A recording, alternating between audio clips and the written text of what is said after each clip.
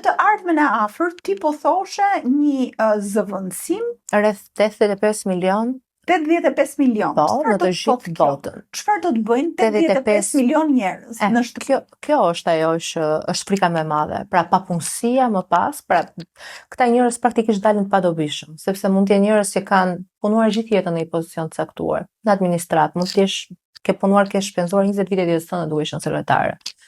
Dhe nuk di të bësh asgjë tjetër përveç kësaj. Instanca publike, pra institucione publike dhe private nuk interesojnë që në fund ditës të mbajnë një punonjës që u ngadalson të gjithë procesin e kësaj veprimtarie, kur ndërkohë që zëvendësojmë me intelencë artificiale që nuk i paguajnë atë rrogën në fund të muajit. Pra është më e lirë. Dhe ky personi del totalisht jashtë funksionit të tij. Kjo përveç se është zakonisht shumë e rëndë monetarisht, financiarisht është e rëndë, por është e rëndë edhe psikologjikisht.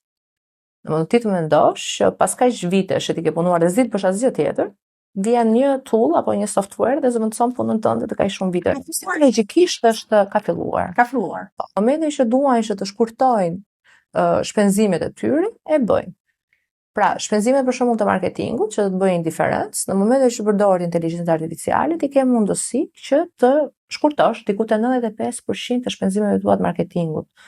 Dhe këtu po flasim për marketing, po flasim për jurist, po flasim për edhe mjekësinë, edhe mjek, po flasim për administrat, po flasim për çdo taksiste, për çdo lloj pune, kashier, pra çdo programues, edhe programuesit vet.